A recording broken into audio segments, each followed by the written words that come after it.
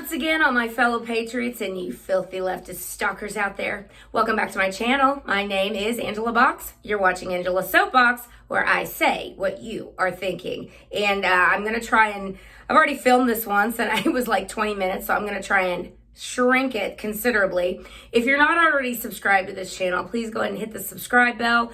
Share my content with your friends, especially your filthy leftist friends, because they hate me. I mean, I wonder why. Also, every week on my website, angelasoapbox.com, I write an article. And this week it is entitled, Liberty is for Everybody. And it is.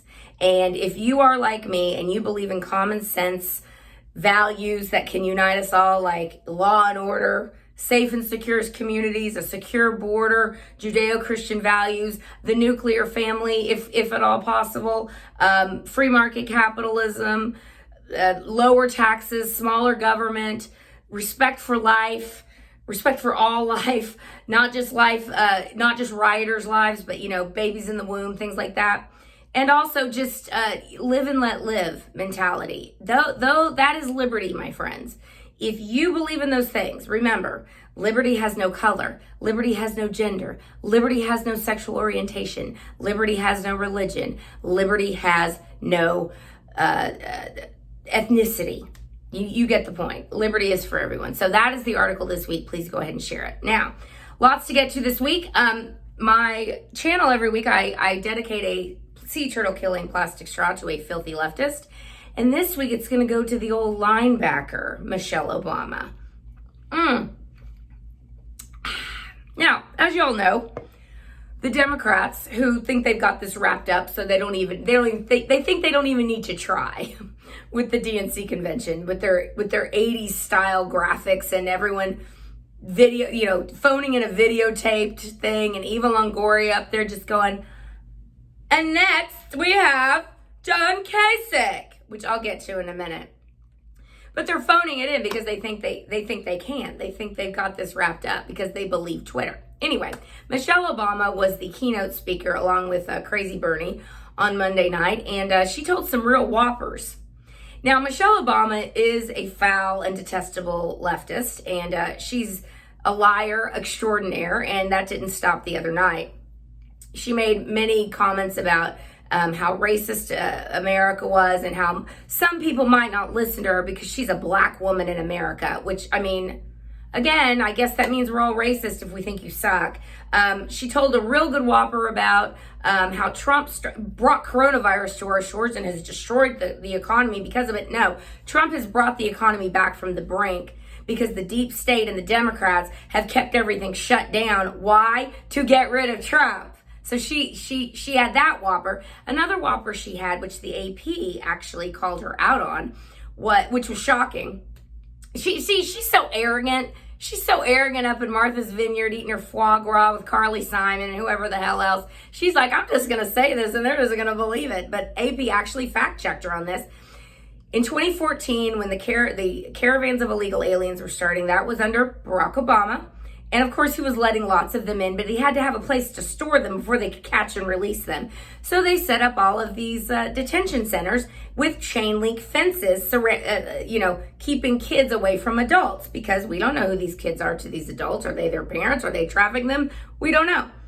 So of course, the media for the last 4 years have said that those cages, those poor children in cages, was Donald Trump's doing. No.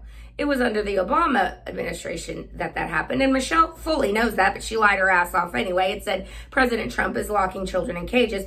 And and another great whopper she said was that black people are being gunned down indiscriminately in the streets by police. Because we are all racist and we are all going out and shooting black people every day, especially police officers. See, if she had taken off the by police officers, that would have been a true statement, because black people are getting indiscriminately mowed down by other black people. But we can't talk about that, can we? She's lying about the protesters. She says nothing about all of those people who have had their lives ruined by these maniacs of Black Lives Matter and Antifa. She just sits there and says they're all peaceful protesters, and what's your problem? Why don't you want Black Lives Matter written all over every street? Are you a racist? Are you a racist? Are you a racist? Anyway, she's a disgusting person. I could go on and on about the DNC, but luckily not that many people watched it because it was so bad. I mean, in a way, they're probably glad they're not watching it because, oh my Lord, it's bad. But at the same time, it's like, but I thought you guys were so popular. I thought everyone wanted what you were offering, which is a lot of garbage. I mean, doesn't everyone want to feel unsafe in their home and in their community? I mean, doesn't everyone want crap schools?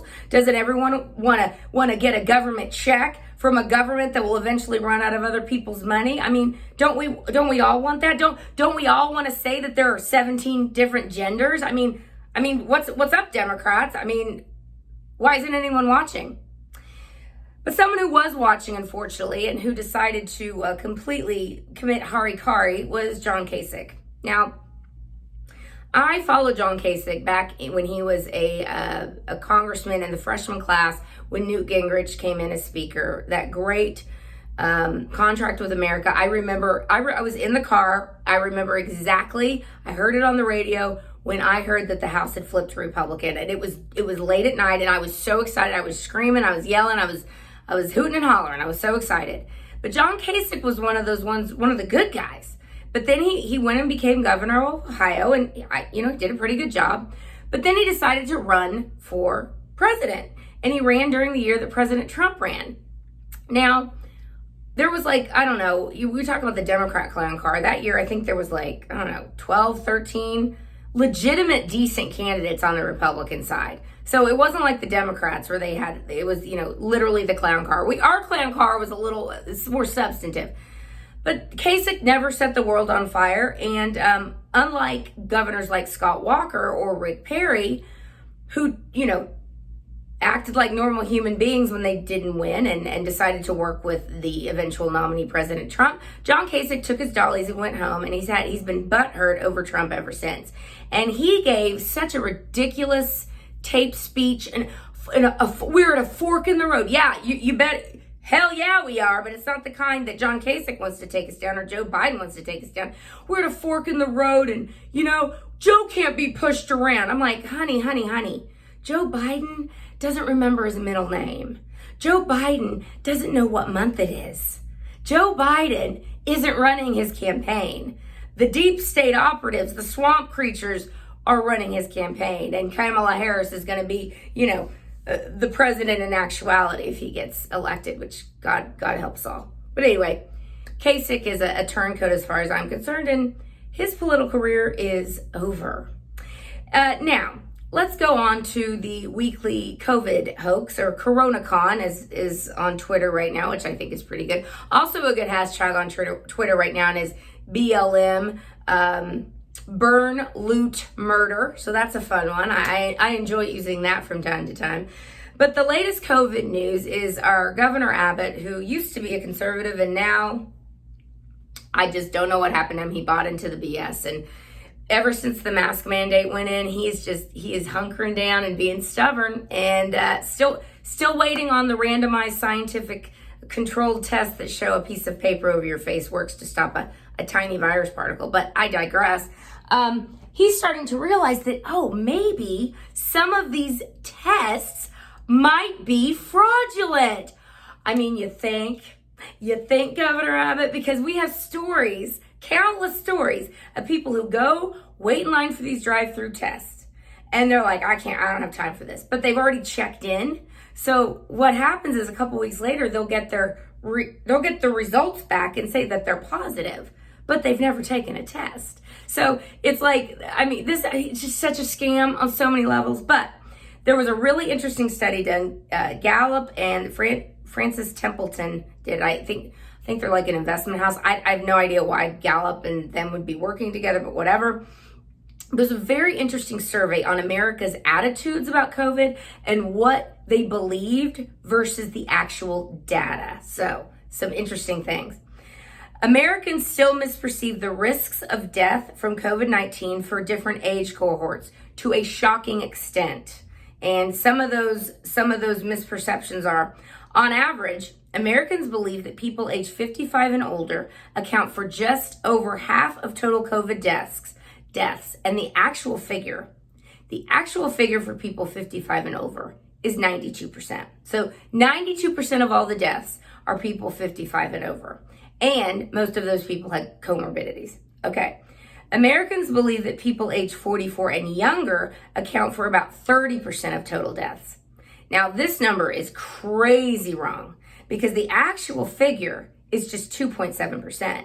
So the media, the Democrats, have ginned up this hysteria to such an extent that just everyday people think that 30% of the deaths are people age 44 and younger, when in actuality, it's 2.7. Americans overestimate the risk of death from COVID for people age 24 and younger by a factor of 50. 50! And they think the risk for people age 65 and older is half of what it actually is. They think it's 40%, it's actually 80%. So COVID is real. The Rona is real. I've never said it wasn't real. But the propaganda is fake and the mass hysteria is fake. And unfortunately, Greg Abbott, when he decided to, put in the mask order for the entire state of Texas, he allowed the filthy leftist mayor of Houston, Sylvester Turner, and the absolutely ridiculous, stupid, woke Stanford graduate Lena Hidalgo, who went to Stanford and you didn't. Yeah, and Sylvester Turner went to Harvard and you didn't. I mean, talk about affirmative action. Anyway, they've gotten their tyranny on real good ever since Greg Abbott put that order in place. And sure wish he would walk it back, because I'm telling you right now, Governor Abbott, there are a lot of Republicans like me, a lot of conservatives like me, who are real pissed off at you. And we have very long memories. I will just say that.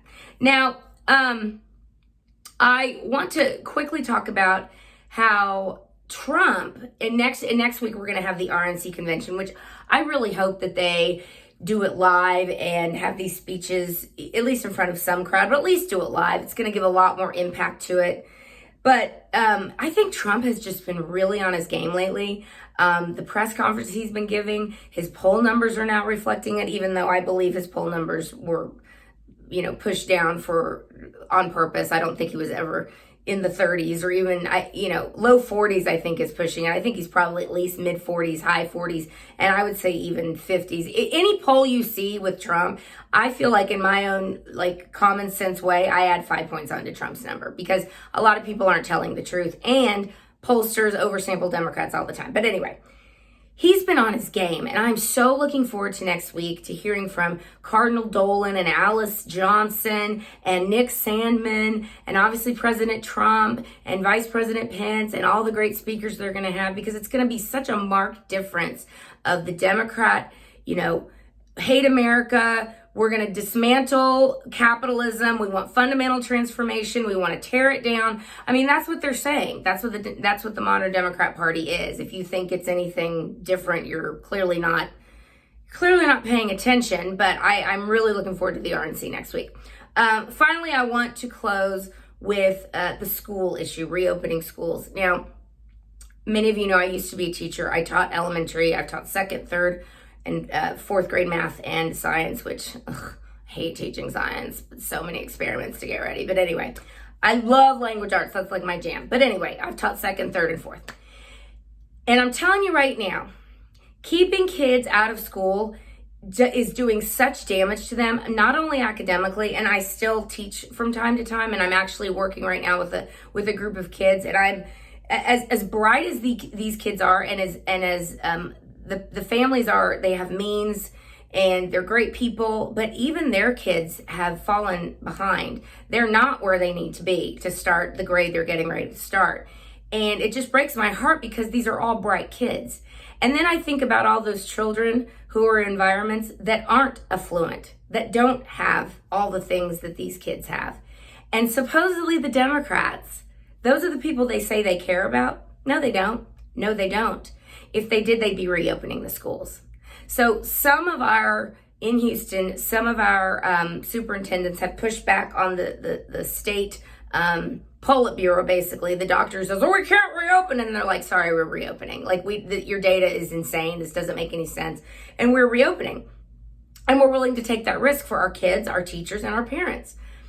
But of course, the biggest district in Houston is not, and that is HISD. Now, HISD, I'm quite familiar with. I used to work in HISD, and I'm going to tell you right now, the most at-risk kids in the state attend HISD schools. So the Democrats who claim they care about Black lives, little Hispanic lives, are liars.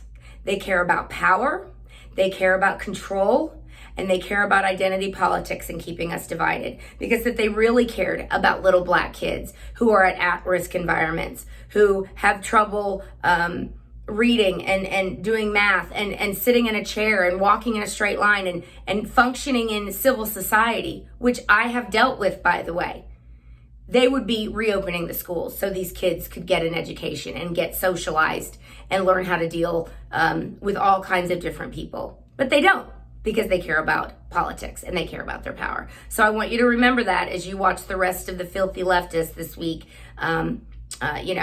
lecturing the rest of us of how racist we are. The racists are in your school districts. The racists are running your blue cities. The racists are running your blue states. And the racists picked a vice presidential nominee based on skin color, because never forget, the Democrats are the party of slavery, Jim Crow, the KKK, segregation, and now the crumbling inner cities of America, including the schools. Never forget. Vote them all out. Vote every last Democrat out. So that's it for this week. I implore you, as always, to go and get in a leftist face, because they deserve it. They get into ours. And do not back down from them. Don't wear a mask if you feel like you don't want to. If you don't want to, don't do it. That's what I say. If you want to, knock yourself out. I don't want to. I ain't gonna do it. And until next week, America, keep kicking butt and keep fighting back. Bye.